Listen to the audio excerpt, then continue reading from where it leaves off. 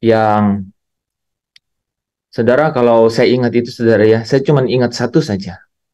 Dia jemput, dia jemput saudara ketika meninggalkan dunia ini dan dia bawa melintasi alam yang fana. Wah, Amin. dan sampai ke Firdaus. Wah, Amin. itu adalah saudara tahu nggak? Itu adalah ketakutan. Ya, Ibrani pasal yang kedua, saudara ya, itu mencatat bahwa itulah yang ditakutkan manusia seumur hidupnya, seumur hidupnya. Tetapi ketika saudara dan saya mengenal kebenaran itu, dan kebenaran itu saudara uji nih di dalam hati, di dalam batin, ya, di dalam batin, sehingga tubuh kita ini dapat mengikuti iramanya, saudara ya, mengikuti iramanya, kita dapat menikmati kemenangan. Ya, daging kita mungkin mengkhawatirkan hari esok, tapi kita tidak terbelenggu dengan kekhawatiran itu, karena ada kebenaran yang memerdekakan, saudara. Ya, ketika kebenaran itu hadir, dia pasti memerdekakan. Ya, uh, hari Sabtu kemarin ya dibahas mengenai kesempatan, saudara ya. Di dalam hidup kita ini kesempatan itu sudah natur untuk iblis nih saudara ya, sudah alami gitu ya, karena ada kodrat dosa yang belum selesai di dalam daging kita ya. Luar biasa tuh ya kesaksian hari Sabtu kemarin gitu ya. Kalau ya Bu Mona kemarin dan Elsa seperti menjerit dalam daging begitu ya saudara ya, itu bukan orang pertama saudara ya, karena Paulus menulis itu di Roma pasal 8. Dikatakan segala makhluk itu mengeluh, mengeluh gitu. Kita baca saudara ya, supaya kita saya tidak siapkan ini, tapi Roh Kudus bicara untuk menuntun ke sini saudara ya.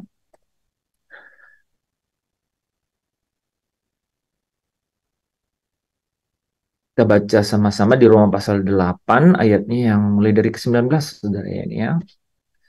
19. Kita resize dulu, get fit into your eyes basically. Nah, ini loh saudara ya. Jadi sebab dengan sangat rindu seluruh makhluk ya menantikan anak-anak Allah dinyatakan. Menarik loh saudara ya. Karena saya berpikir apa makhluk lain tahu ya? Mungkin makhluk lain tahu ya. Ya, dikatakan sangat rindu seluruh makhluk. Nah, ini dibandingkan dengan bukan mereka saja, tetapi ada saudara dan saya yang telah menerima karunia sulung. Ini dua kelompok yang berbeda nih.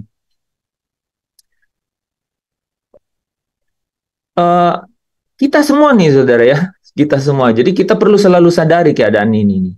Ya, ini Paulus tulis ini, wah saudara bayangkan lah ya, ribuan tahun yang lalu. Jadi keadaannya sama nih saudara ya. Jadi seluruh makhluk itu dengan sangat rindu menantikan saat anak-anak Allah dinyatakan. Karena seluruh makhluk telah, wah ini kalau lihat ini saudara ya, wah dikatakan dikatakan di sini ini loh saudara. Seluruh makhluk telah ditaklukkan kepada kesia-siaan. Bukan oleh kehendaknya sendiri, bukan maunya saya dan saudara loh. Bukan loh. Ya, tetapi oleh kehendak Dia yang telah menaklukkannya. Tetapi dalam pengharapan, saudara kita ganti warnanya nih ya saudara ya.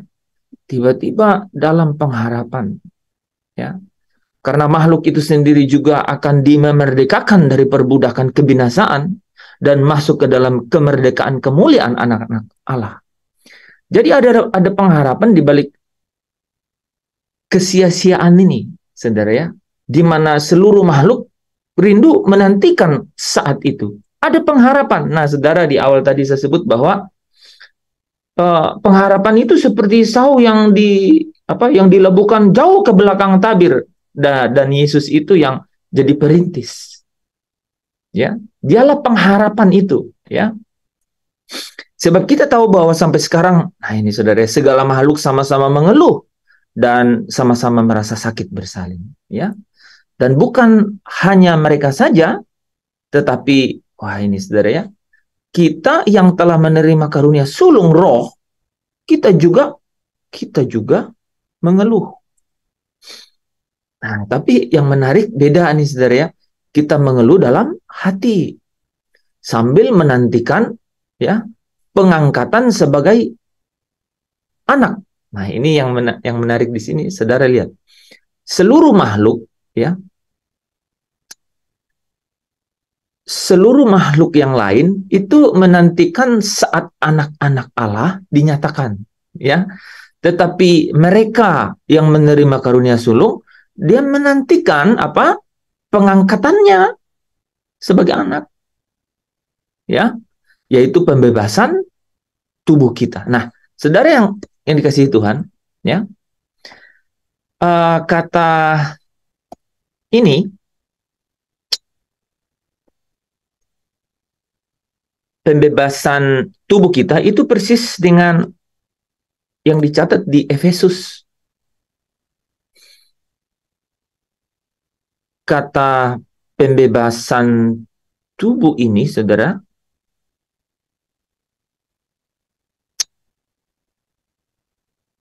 pembebasan tubuh ini dengan penebusan yang menjadikan kita milik Allah, ini persis kata-katanya, saudara. Ini persis, ya. Saya mau buat ini dulu ini ya. Nah, ini nih, saudara. Nih, ya. Dua kata ini tuh persis sama. Pembebasan tubuh kita dan penebusan yang menjadikan kita milik Allah. Jadi ini memainkan peran penting. Jadi Bapak Ibu Saudara yang dikasihi Tuhan, kita mengeluh. Saudara lihat kata-katanya ya. Kita mengeluh. Saudara ya, ingat ya, kita sudah bahas di 2 Korintus 5 kemarin ya, ayat 1 sampai 5 ya. Kita mengeluh ya. Apa? Dengan tekanan yang berat katanya ya. Nah, ini keluhannya itu apa, saudara? Ya. Keluhannya kita sudah bahas kemarin ya, bahwa kita ingin hidup ya seperti manusia yang baru, yaitu kemah yang dijanjikan untuk kita gitu ya, menjadi manusia baru, tapi kita tidak mau menanggalkan manusia yang lama. Kita merasa dalam tekanan, tapi kalau kita mau ikut ya, dituntun oleh firman untuk menanggalkan manusia lama, maka kita akan tidak ada di bawah tekanan. Yang ada adalah memang dalam hati kita mengeluh, saudara ya. Karena apa? Kita menantikan pengangkatan kita itu, yaitu pengangkatan sebagai anak, itu pembebasan tubuh. Jadi saudara jangan desperate, hopeless, ya, atau kemudian hilang asa gitu ya. Karena asa kita ada, pengharapan kita itu ada, yaitu kemerdekaan, yaitu kemerdekaan,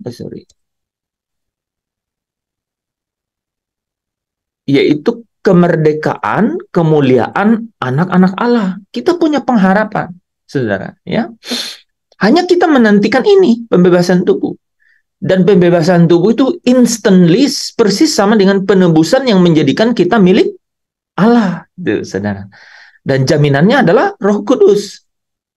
Nah, kita mengalami beratnya beban dalam hidup kalau kita tidak mengikuti atau menuruti keinginan atau kehendaknya Roh Kudus. Kita pasti mengalami beratnya beban. Bukan tidak ada beban. Saya ulang, saudara ya. Kita mengalami beratnya beban, bukan tidak ada beban. Karena Yesus bilang, pikullah beban yang kuberikan, karena beban yang kuberikan itu enak, gitu. Bebanku itu enak, gitu ya. Bebanku itu ringan, katanya ya. Beban kuk yang kuberikan itu enak dan bebanku itu ringan, saudara. Nah, kapan bebannya berat? Ah, itu saudara, ya. Oke. Jadi kita mengeluh. Karena apa? Karena bebannya berat. Kapan bebannya berat? Kita tidak mau menanggalkan manusia yang lama ya, seperti yang saya. Saudara, secara instan minggu lalu saya jelaskan bahwa kalau kita tidak, kalau kita mau beban kita itu tidak berat, kita harus memang memiliki uh, kerinduan untuk pergi dan diam bersama dengan Kristus. Nah, itu akan menggerakkan seluruh ya banyak dimensi dalam hidup kita ya, yang akan menuntun kita kepada ketaatan ya saudara ya. Nah, saya ingin memperlihatkan kepada teman-teman ya bagian ini.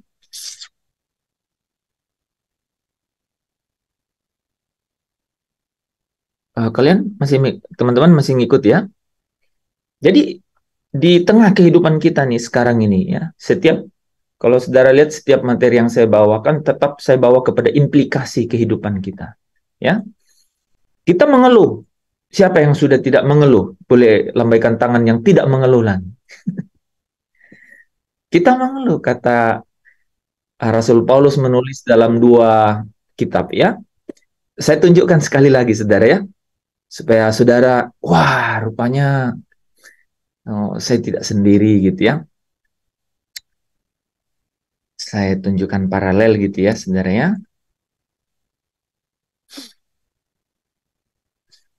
2 Korintus 4 ya. 2 Korintus 4 dan kemudian tadi Roma 8.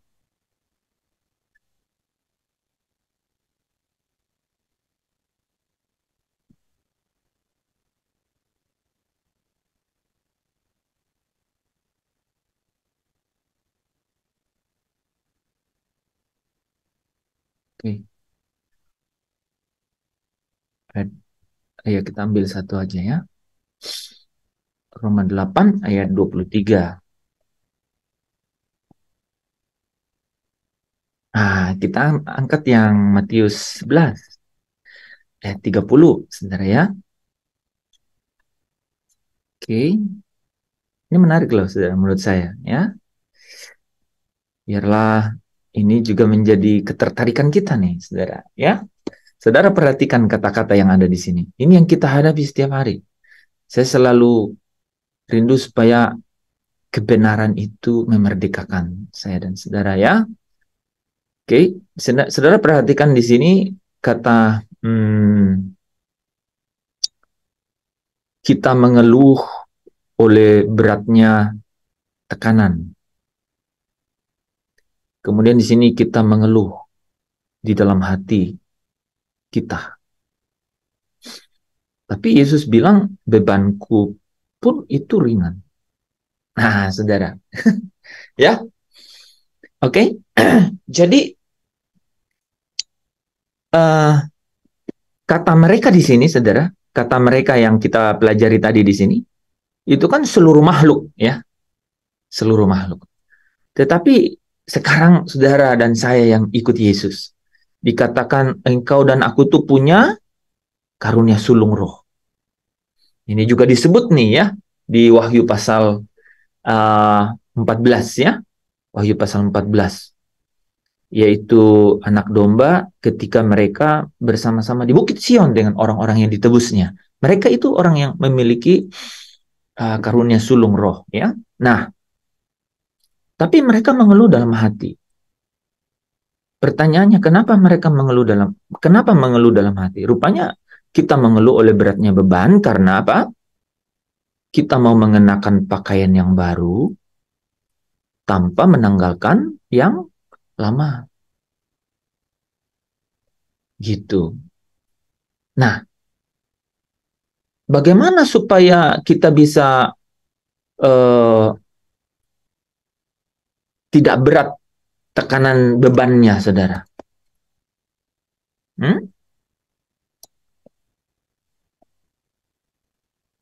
Gimana caranya? Waduh, ini hilang semua jadi. Nggak apa-apa, gini dulu deh. Ya, gimana caranya? Dikelukuk bersama Yesus. Iya, jadi kita harus kita harus uh, mengetahui kebenaran, kan, bahwa uh, bahwa apa? Bahwa kita harus datang pada Yesus sebagai perhentian, kan? Saudara selalu ingat, kan? Jadi jalan pintu satu-satunya untuk menemukan kelegaan itu, ya, itu adalah datang pada Yesus karena dia adalah tempat perhentian itu, ya. Jadi pencarian kita itu berakhir di dalam Kristus. Kristuslah final destination kita itu di dalam Kristus, ya. Di dalam Kristus kita akan menemukan apa? Kita menemukan kebenaran di dalam Kristus. Dan Yesus Kristus katakan bahwa apa? Pikul lekuk yang kuberikan gitu. Pikul kuk itu udah bicara mengenai kita belajar gitu ya. Tapi tidak kita sudah sering dalam di dalam dalam hal itu ya.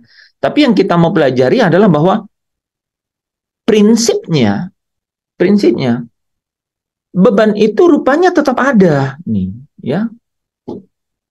Karena saudara kalau perhatikan di ayat 29 ya, Yesus memang katakan bahwa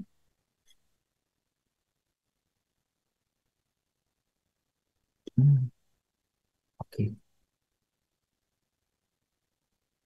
Yesus memang katakan bahwa pikul lekuk yang kupasang. Pikul lekuk yang kupasang. Jadi memang harus dipikul. Ya. Nah, tetapi menurut Yesus, beban itu ringan. Beban itu ringan. Nah, kenapa berat? Karena kita mau mengenakan pakaian yang baru, tapi tidak menanggalkan yang lama. Ini loh, saudara. Ya. Nah, secara praktis, apa kira-kira? Secara praktis, ya. Ya, itu tadilah, saudara. Secara praktis itu, yang pertama nih, saudara, yang secara praktisnya. Kita benar-benar ingin dan rindu untuk hidup di dalam pemeliharaannya Tuhan. Tapi kita nggak mau dipelihara. Gitu. Saya ulang ya, saudara ya. Kita mau nih hidup dalam pemeliharaannya Tuhan. Tapi kita itu liar gitu. Tidak mau dipelihara. Itu benar-benar saudara sudah sering diperkenalkan kata bebal ya di sini ya, di Zoom ini ya. Nah itu. Jadi untung kalau dihajar loh saudara. Kalau dibiarkan repot loh saudara. Ya. Jadi kita tidak dapat menikmati ya pimpinan dan penyertaan Tuhan itu karena kita sendiri masih liar. Kita ingin keluar dari jalur. Nah itu yang pertama. Yang kedua ya. Jadi itu yang pertama memang tantangan pertama seperti itu. Ya. Nah, tapi banyak juga nih kita sudah menyerahkan hidup gitu ya untuk dipelihara oleh Tuhan, ya. Kita sudah menyerahkan hidup untuk terpisah dari cara hidup dunia, gaya hidup dunia. Kita sudah memiliki kehausan dan kelaparan mengenai kebenaran senantiasa gitu, senantiasa. Tapi apa? Tapi kita mengharapkan penyelesaian atau berkat-berkat yang di dunia ini. Kita juga akan menghadapi situasi yang sulit juga itu, saudara. Ya, di dalam hati kita itu mengeluh itu, gelisah juga itu. Ya, makanya lagunya kan secara satu paket itu bilang pisahkan diriku dari dunia ini. Nggak berhenti di situ kan. Semakin ku damba kerajaanmu. Jadi ketika kita bilang, Tuhan, ya, aku pisahkan diri dari dunia ini. Aku tidak ikut dengan gaya hidup dunia ini, gitu ya. Karena benar-benar aku damba kerajaanmu, gitu. Aku rindu pergi dan diam bersama-sama dengan engkau. Itu kadang-kadang di situ fail, saudara. Ya, failnya atau gagalnya apa, saudara? Kita meninggalkan dunia, ketemu Kristus nih, saudara. Tapi kita ingin Kristus di dunia ini. Tuhan kalau bisa di dunia ini sajalah. Ya, saya cukup nyaman di dunia ini ya. Tinggal kau naikkan ini misalnya apa ya yang lain ya. Ini yang roda 2 jadi roda 4 misalnya begitu. Ya, saya akan melayani gitu. Saya akan melayani. Oh, saya ingat nih Pak Tadus pernah saksikan ini. Saya ingin melayani gitu. Padahal masih apa ya? Ya masih convenientnya kita sebenarnya gitu.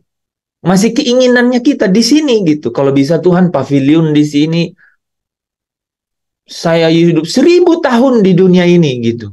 Tidak perlu pergi bersama Tuhan gitu. Saudara tangkap nggak? Nah, itu. Jadi orang-orang yang rohani itu failnya ada di situ tuh. Ya, uh, saya lupa ayatnya ya. 2 Korintus berapa? 5 ayat 19 kalau nggak salah ya. Yang mengatakan bahwa kalau kita ini ya memiliki pengharapan kepada Kristus itu hanya di dunia ini saja, kita itu orang-orang yang malang gitu. Kita itu orang-orang yang malang kalau kita menaruh. 1 Korintus 15 ayat 19. 1 Korintus 15 ayat 19. Gitu. Jadi kalau di dunia ini saja kita menaruh pengharapan kepada Kristus, kita itu malang. Karena apa? Karena sesungguhnya ada 2 hal kan. Dunia ini akan lenyap dengan segala keinginannya gitu. Ya. Dan yang kedua adalah wow.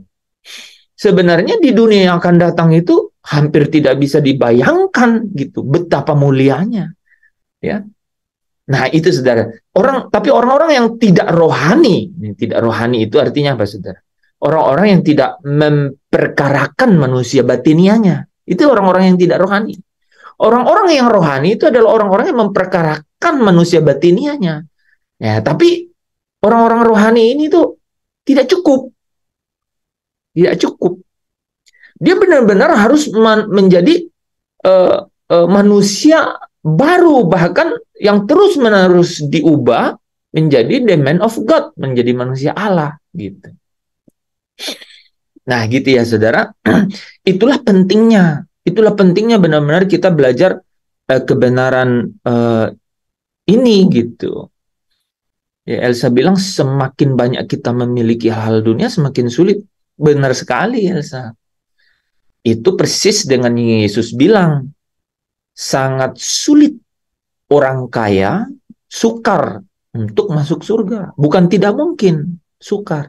Bukan masalah di hartanya, tapi apa yang dia andalkan dalam hidupnya. Itu menjadi masalah gitu. Dan semakin memiliki betul, dia akan semakin sulit melepaskan. Nah, kalau Saudara tahu nggak apa akibat dari sulit melepaskan? 2 kata. Apa akibat dari sulit melepaskan? 3 kata deh, 3 kata.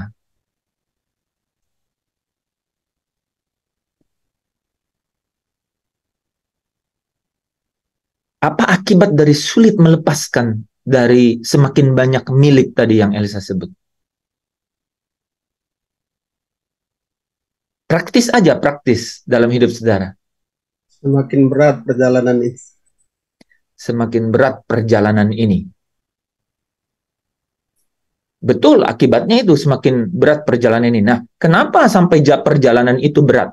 Ini udah masuk tuh, udah iramanya udah sama tuh. Kan Pak Tadus bilang, apa akibat langsung dari sulit, dari apa? Dari sulit melepaskan. Kan? Karena banyak, jadi sulit melepaskan. Apa akibat langsung dari sulit melepaskan ini? Iya, perjalanan hidup ini semakin berat. Nah, ini kenapa ini perjalanan hidup ini semakin berat? Padahal Yesus bilang, bebanku itu ringan, kan gitu. Bebanku itu ringan. karena banyak kekhawatiran. Khawatir. Karena banyak kekhawatiran. Itu satu kelompok itu. Beratnya perjalanan hidup karena karena banyak kekhawatiran gitu. Jadi menjadi banyak kekhawatiran. Tapi sementara kan Yesus bilang ringan loh. Pencobaan-pencobaan yang kamu alami itu tidak melebihi kekuatan manusia. Allah itu adil dan setia. Ya. Dia akan memberikan jalan keluar sehingga kamu mampu untuk apa? Untuk menanggungnya. Ringan, kamu dapat menanggungnya. Tapi kenapa Pak Tadus bilang perjalanan semakin berat? Kenapa? Apa akibat langsung dari sulit melepaskan? Kata Yesus. Iya, masih mengenakan manusia yang lama. Betul, itu masih mengenakan manusia yang lama. Nah, itu sama dengan sulit melepaskan kan? Nah, ya, Mira. Jadi masih mengenakan manusia yang lama. Itu karena sulit melepaskan kan? Ya, itu adalah sejajar dengan karena masih menggunakan manusia yang lama, masih banyak keinginannya, semakin banyak memiliki sehingga semakin sulit melepaskan. Tapi kalau sulit melepaskan, apa yang Yesus katakan di dalam Injil mengenai sulit melepaskan ini? Apa akibat langsungnya? Hubungan dengan Tuhan itu menjadi tawar. Ya, tapi apa yang hilang di tengah-tengah itu? Apa yang Yesus bilang dalam kitab Injil kalau kita sulit melepaskan? Kalau kita tidak melepaskan? Di mana hartamu berada, di situ hatimu berada. Nah, di mana hartamu berada, di situ hatimu berada. Kan? Jadi, pasti sulit melepaskan kalau semakin banyak harta, kan? Karena hatinya di harta. Padahal Tuhan Yesus mau supaya hati kita di surga, kan? Artinya punya harta di surga. Tapi ini yang Elsa bilang, hartanya di sini semakin kita memiliki. Apa yang tidak mungkin kita lakukan kalau kita tidak melepaskan segala sesuatu. Itu kata-katanya udah vulgar. Susah masuk surga. Berjalan ke surga, jalan pulang. Ya, itu akan semakin sulit untuk jalan pulang karena tidak tahu jalan pulang. Jadi semakin sulit jalan pulang karena tidak tahu jalan pulang. Saya ulangin lagi ya. Saya urut nih baik-baik. Ini soalnya bagus banget. Semakin banyak memiliki, semakin sulit melepaskan. Teman-teman, memiliki keinginan saja, saudara nggak usah bayangkan. Nih saudara, kira-kira saudara susah nggak, Pak? Susah nggak melepaskan kalau di tangan saudara ada uang 1 miliar gitu. Terus 900 juta saudara bagi. Susah nggak? Ini saudara baru membayangkan aja udah susah nih. Ya? Susah nggak? Ya? Susah. Nah, kalau susah kan?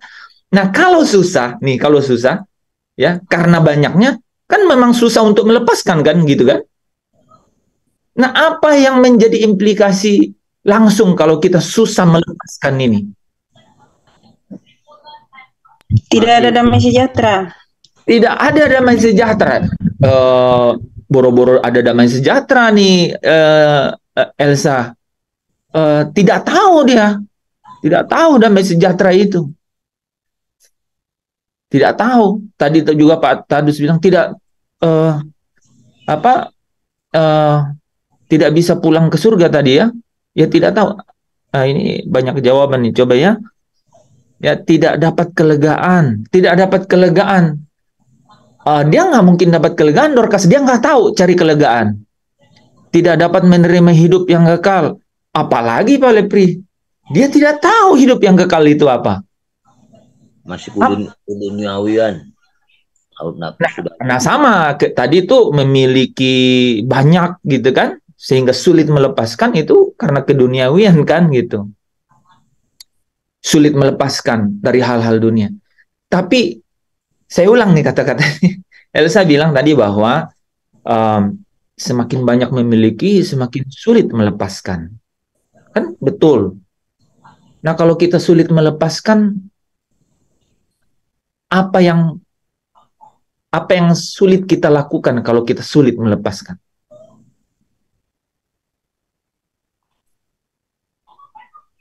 Menurut kitab Injil. Sulit memberi. Sulit mengasihi sesama. Ya, sulit memberi, sulit mengasihi sesama. Apa tadi lagi? Sulit mendapat kelegaan, sulit masuk surga. Semua yang sulit ini perlu apa? Satu kata. Pembelajaran. Ya, gitu Pak Daniel. Loh, kan coba, kan ini ingat nggak ayatnya? Kan? Lupa. Kan Lukas berapa? Lukas 15 kok. Lukas berapa? 14 ayat 23 atau berapa? 15 lupa. Kan? Jadi kalau kita tidak melepaskan diri dari segala sesuatu, kita tidak mungkin jadi murid. Kita tidak mungkin belajar gitu. Dan artinya kalau kita tidak belajar, kita sulit, kita tidak mungkin menyelesaikan kesulitan kita itu. Gitu. Hanya Yesus itu yang memberikan kita itu pedoman kan? Pedoman. Gitu. Hanya Yesus yang memberikan kita pedoman. Jadi saudara, hal ini penting karena orang tuh melewatkan padahal ini adalah bagian dari keseluruhan kehidupan. Gitu. Ini adalah seperti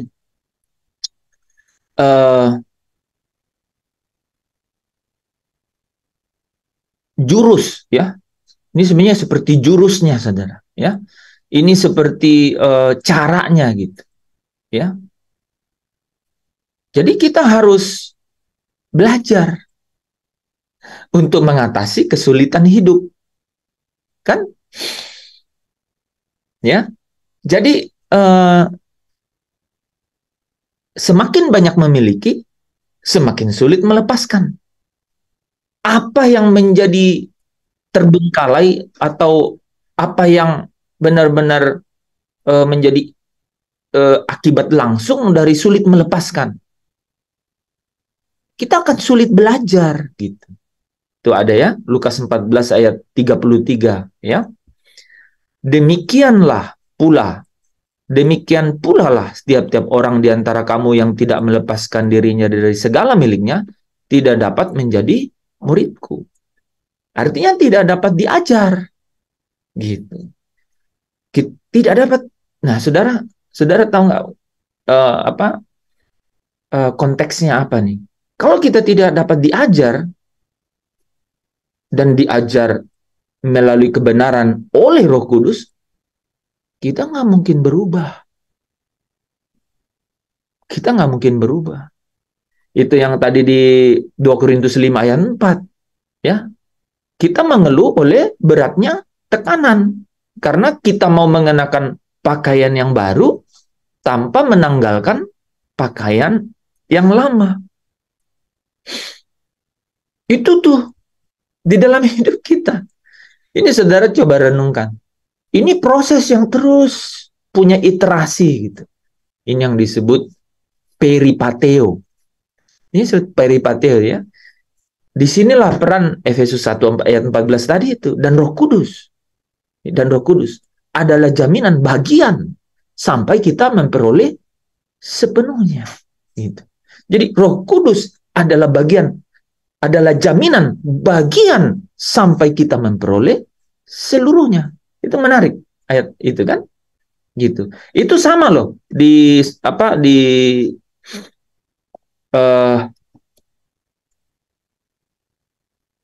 2 Korintus 5 ayat 5 nih. Tetapi Allah lah yang justru mempersiapkan kita untuk hal itu dan mengaruniakan roh kepada kita sebagai jaminan nih saudara, jaminan segala sesuatu yang telah disediakan bagi kita. Jadi ada sesuatu yang telah disediakan, tetapi perlu belajar. Kita langsung saja ya. Kita perlu belajar. Karena tanpa belajar melalui kebenaran oleh Roh Kudus, tidak mungkin ada perubahan.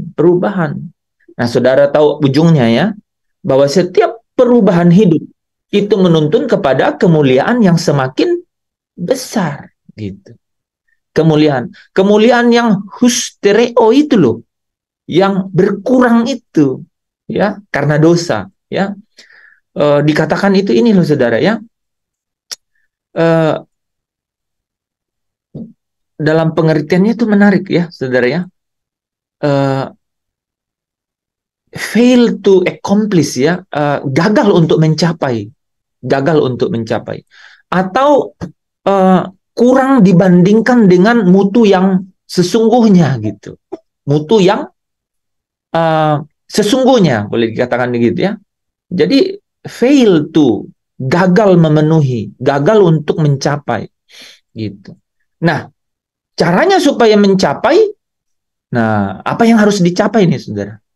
Apa yang harus dicapai? Saya kasih keluar yang slide kita yang dulu ya, tapi saya ganti bahasanya sedikit supaya semakin mudah dicerna ya.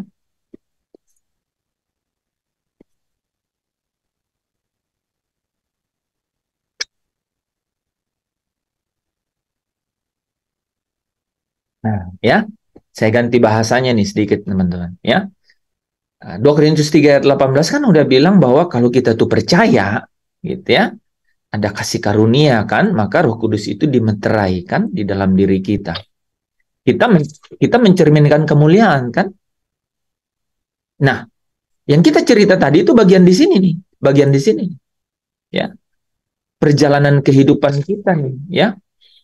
Sebenarnya ketika Roh Kudus dimeteraikan dalam diri kita, maka yang dia kerjakan itu adalah ya pengudusan. Proses pengudusan. Pengudusan ini satu proses besar. Sampai kita memperoleh bagian dalam kekudusannya Bapa. Saya ulang saudara ya.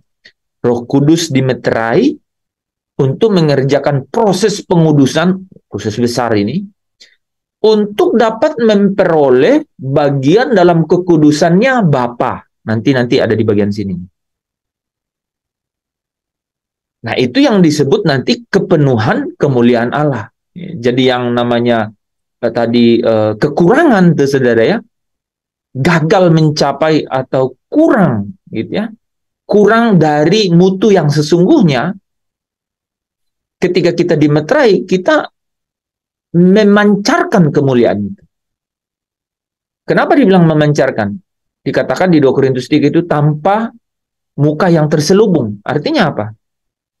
Artinya memang dia menetap gitu. Dia menetap. Waktu itu Musa itu memakai selubung karena apa? Dia takut kemuliaan itu, cahaya itu hilang dari mukanya gitu. Ya. Nah, karena apa? Dia dwell in. Ini dimeterai ini, wah meterainya Allah yang memeterai. Ya, Allah yang memeterai. Nah, proses pengudusan yang terjadi, ini yang kita jelaskan tadi, bahwa ada Roh Kudus yang jadi jaminan, ya, sampai kita memperoleh kepenuhan dari kemuliaan Allah itu. Nah, Bapak Ibu Saudara yang dikasihi Tuhan, kemuliaan yang semakin besar itu kan intangible, tidak bisa terlihat, tapi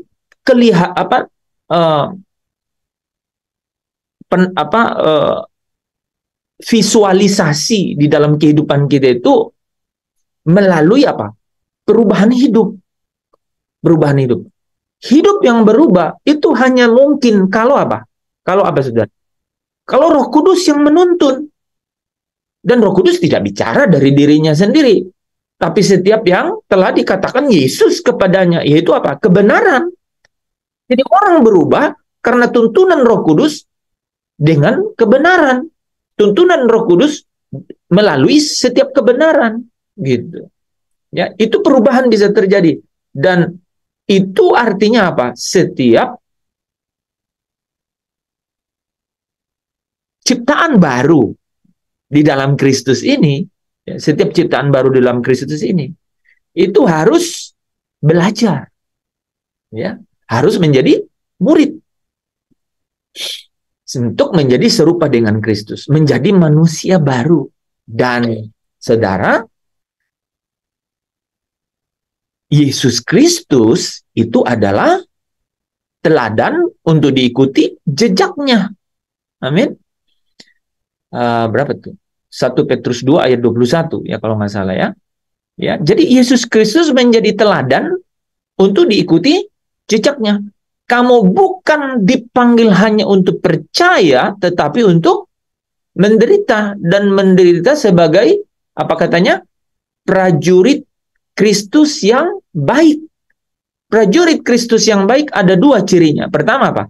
Tidak memusingkan diri dengan penghidupannya. Yang kedua adalah selalu mempersenjatai dirinya dengan pikiran Kristus. Pikiran-pikiran dan perasaan yang ada di dalam Kristus, ya. Serupa dengan Yesus Kristus, ya. Nah, di sini saudara ya. Jadi orang-orang yang semakin banyak memiliki, betul, semakin sulit melepaskan. Orang yang sulit melepaskan, dia tidak mungkin belajar. Itu kata Injil. Ya, dia tidak mungkin belajar. Karena belajar itu artinya apa? Mengikuti pedoman atau arah, ya. Ya, Simeon, ya, arah, ya.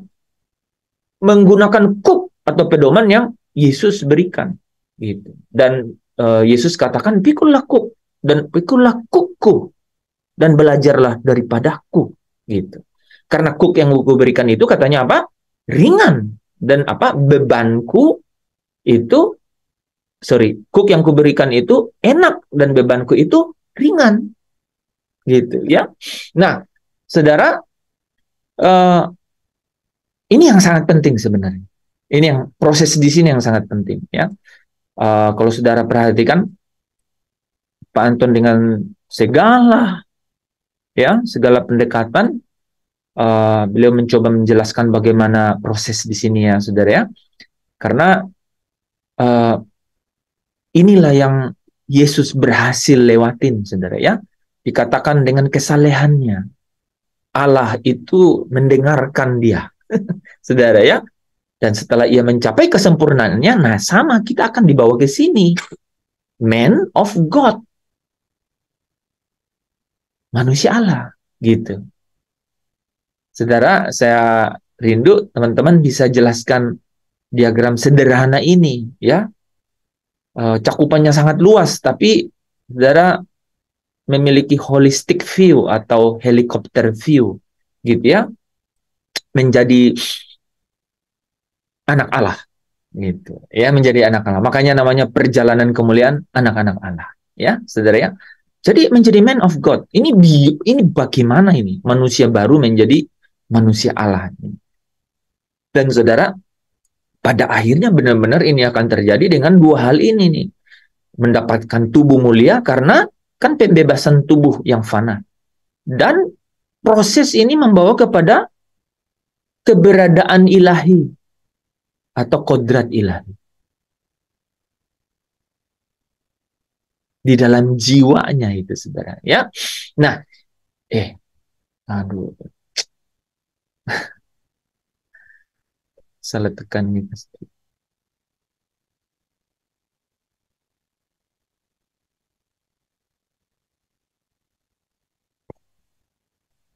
Udah kemana nih? Udah jauh ke atas. Ini salah satu nih, saudara, kalau tidak belajar nih. Kurang belajar, ya.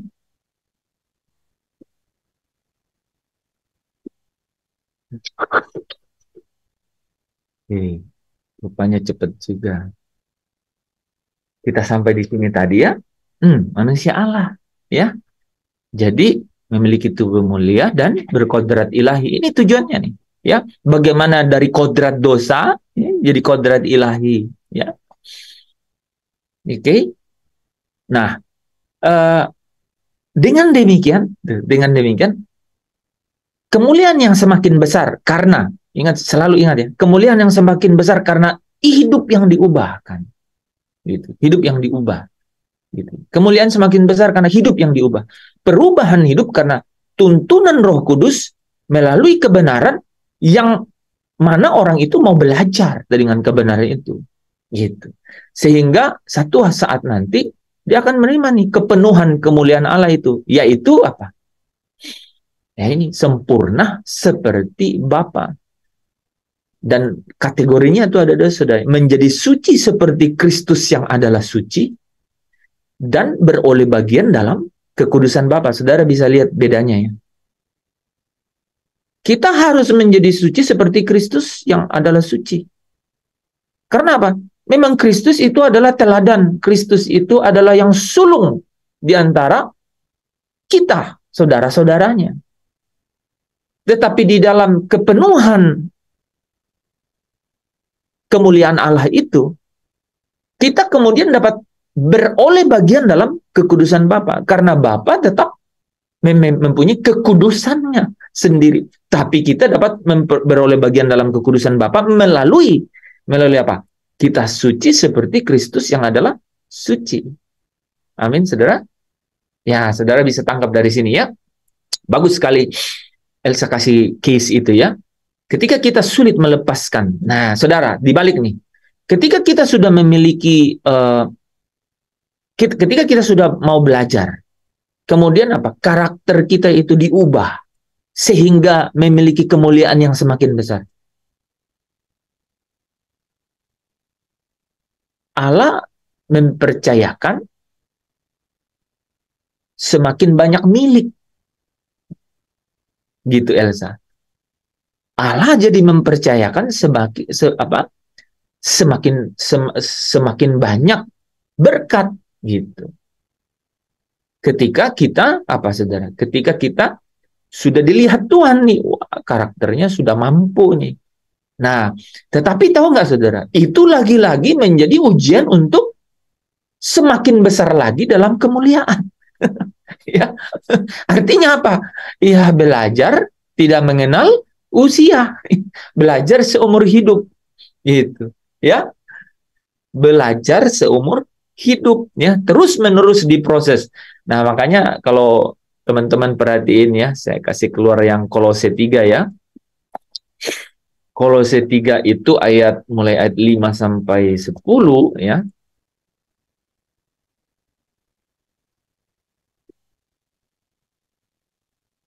Diawali dengan sesuatu yang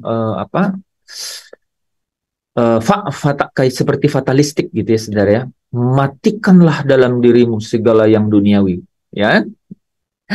Nah, tapi kemudian disambung dengan ayat 10. Dan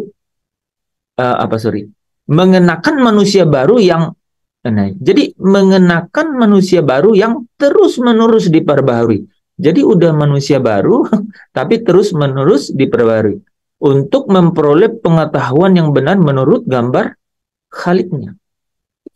Jadi fokus kita itu saudara ya. Itu adalah di sini beroleh bagian dalam kekudusan Bapa. Dan itulah yang menjadi tanda dari kepenuhan kemuliaan Allah itu. Dari kemuliaan yang hustereo itu, yang gagal untuk mencapai. Gagal untuk mencapai apa? Gagal untuk mencapai kepenuhan. Nah, makanya kalau saudara perhatikan, dalam hidupnya, dalam jejaknya, Kristus yang harus kita teladani, itu juga saudara ingat ya, Kolose 1 ayat 19 dan Kolose 2 ayat 9. Kita baca ya.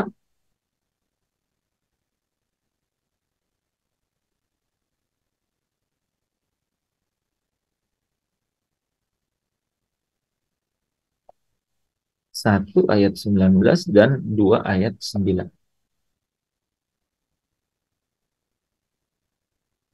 Oh.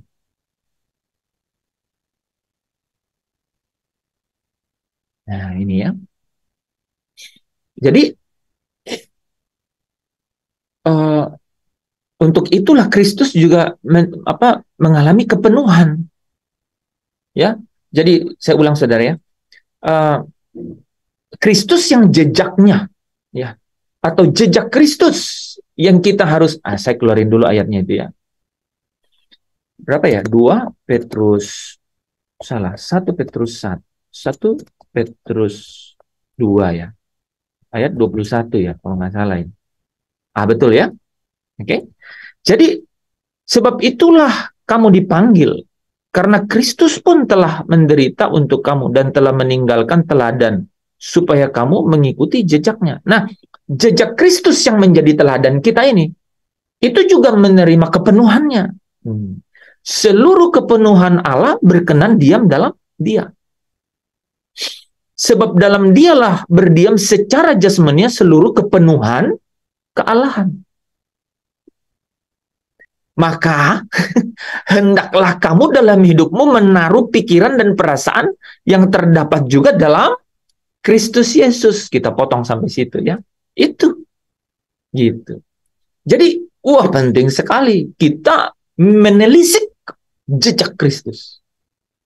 Karena hanya Dia satu-satunya manusia, ya, satu-satunya manusia yang dapat, ya, yang dapat yang dapat taat, ya, taat melakukan kehendak Bapanya sampai ia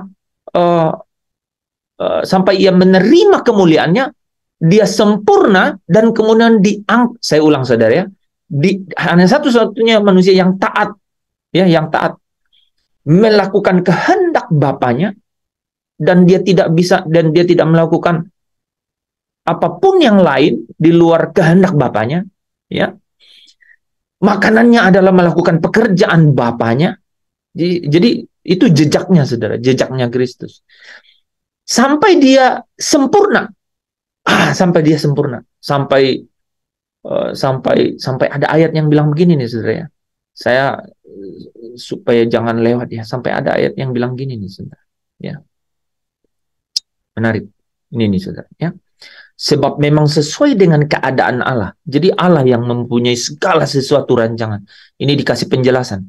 Yang baginya dan olehnya segala dijadikan. Itu penjelasan mengenai keadaan Allah. Oke? Yang baginya dan olehnya segala dijadikan. Yaitu apa? Allah yang membawa banyak orang kepada kemuliaan. Bukan semua orang.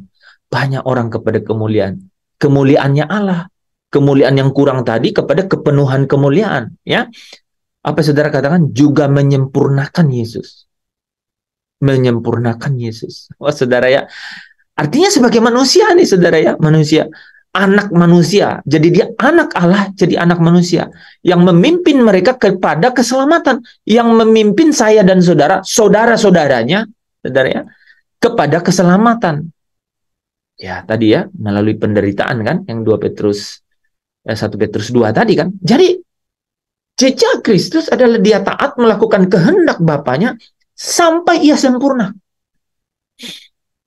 Setelah Ia jadi sempurna, saudara, Dia menjadi, apa saudara tadi dikatakan? Dia memimpin mereka kepada keselamatan. Dia menjadi pokok keselamatan. Dia memimpin saudara-saudaranya kepada keselamatan. Ya, Dia menjadi teladan, saudara ya. Tidak otomatis, tapi mengikuti seperti Yesus belajar taat. Ya, kepada kehendak Bapanya sampai Ia sempurna gitu. Nah, saudara, setelah Dia jadi sempurna, dikatakan Dia diangkat dalam kemuliaan, dan kemudian apa saudara yang paling terakhir? Dikatakan apa? Dia duduk di sebelah kanan Allah. Ya, Dia duduk di sebelah kanan Allah. Wah, itu penjelasannya.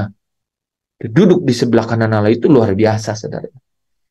Tidak ada nama katanya yang dapat dibandingkan dengan apa ya dikatakan ya, Efesus 1 ayat 19 itu ya. Kita baca loh saudara ya. Itu menurut saya sangat menarik ya. Efesus 1 ayat 19 sampai 23 ya. dia duduk di sebelah kanan. Nah, saudara, kalau itu jejaknya, apakah saudara akan juga mengikuti jejak itu? Iya dong, pastinya. Ya. Dan betapa hebat kuasanya sesuai dengan kekuatannya yang dikerjakannya di dalam Kristus, dengan membangkitkan dia dari antara orang mati dan mendudukkan dia di sebelah kanannya di surga. Ini saudara, jauh lebih tinggi dari segala pemerintah, penguasa, dan kekuasaan, dan kerajaan. Dan apakah ini yang saya tadi lupa nih? Tiap-tiap nama yang dapat disebut, bukan hanya di dunia ini saja, melainkan juga di dunia yang akan datang. Ketika dia masuk di dalam jejaknya, yaitu melakukan pekerjaan Bapa yang mengutus dia, taat, sampai menjadi sempurna, kan? Diangkat dalam kemuliaan. Dia duduk ya di sebelah kanan Allah, ya. Dan dikatakan gini lah saudara ya, dan segala sesuatu yang telah diletakkannya di bawah kaki Kristus, dia telah diberikannya ya, dan dia yang telah diberikannya kepada jemaat sebagai kepala dari segala yang ada. Dan segala sesuatu telah diletakkannya di bawah kaki Kristus. Siapa yang meletakkannya, saudara? Bapa. Betapa hebat kuasa Bapa ini, ya. Yang apa? Yang meletakkan di bawah kaki Kristus segala sesuatu, gitu, ya. Dia telah diberikannya kepada jemaat sebagai kepala dari segala yang ada. Ya, raja di atas segala raja, tuan di atas segala tuan. Ya, itu cara kita memuliakan Kristus, meninggikan Kristus, saudara ya. Ya, jemaat yang adalah tubuhnya, yaitu apa, saudara? Ini wah luar biasa ya. Paling catat ayat ini ya, 23 ya. Jemaat yang adalah tubuhnya, yaitu kepenuhan dia, saudara. Jadi bukan hanya Kristus yang tadi kita bahas, kepenuhan Allah, ya, di dalam dialah berdiam segala kepenuhan kealahan. Tapi apa, saudara? Jemaat kepenuhan dia, saudara. Itu kepenuhan kemuliaan. Amin. Wah, itu saudara kalau tangkap itu, itulah jejak. Nah, seperti itu. Nah, kenapa saya katakan bahwa ketika Allah mendudukkan dia di sebelah kanan, maka demikianlah kita. Karena itu yang disebut di Wahyu 3 ayat berapa? 21. Ya. Barang siapa menang, nah, saudara, mereka itu akan kududukkan bersama dengan aku di atas tahtaku. Tahta yang mana nih? Ya, tahta yang mana? Tentu saja yang ini kan, mendudukkan dia di sebelah kanannya di surga. Ya, kalau oke. Nah, kalau saudara ingin tahu sebelah kanan saudara, saya kasih satu ayat ya.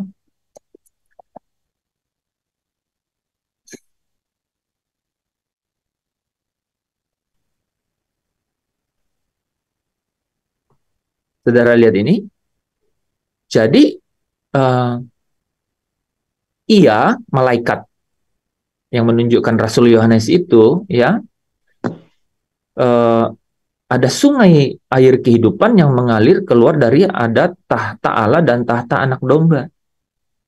Ya, saudara bisanya mendudukkan dia di sebelah kanannya di surga. Ya, oke. Dan dikatakan, dan tahta Allah dan tahta anak domba akan ada di dalamnya, dan hamba-hambanya akan beribadah kepadanya. Ya, jadi memang harus dari awal ke akhir nih, saudara, kita harus lihat. Nah, saudara, memperlihatkan semua ini adalah memperlihatkan jejak Kristus yang adalah teladan bagi kita, ya. Untuk kita apa? Untuk kita ikuti, ya. Itulah yang dikatakan menjadi serupa dengan Yesus, ya. Ya, saya akhiri di situ, ya. Mas Nur, mungkin ada yang bertanya, tapi sebelumnya mari kita tutup dalam doa, ya. Bapa di dalam kerajaan surga, kami mengucap syukur malam hari ini untuk setiap kebenaran firman yang Engkau sendiri sampaikan melalui hamba-Mu ini. Biarlah Engkau menuntun setiap kebenaran itu melalui Roh-Mu yang kudus, singkapkan kebenaran itu menjadi kekayaan Tuhan, menjadi rema di dalam kehidupan masing-masing anak-anak-Mu yang ada dalam Zoom ini, di dalam kehidupan mereka masing-masing. Karena kami tahu melalui setiap momen kehidupan, ketika kebenaran firman itu kami pertahankan, maka kami akan melihat kekayaannya hadir. Dan ketika kami menang di dalamnya, maka itu jadi rema, tertulis di dalam pikiran dan perasaan kami, tertulis dalam jiwa kami. Terima kasih Bapa, di dalam nama Yesus Kristus kami datang kepadamu. Amin. Amin. Amin. Amin. Amin. Amin, amin. Amin. Ya.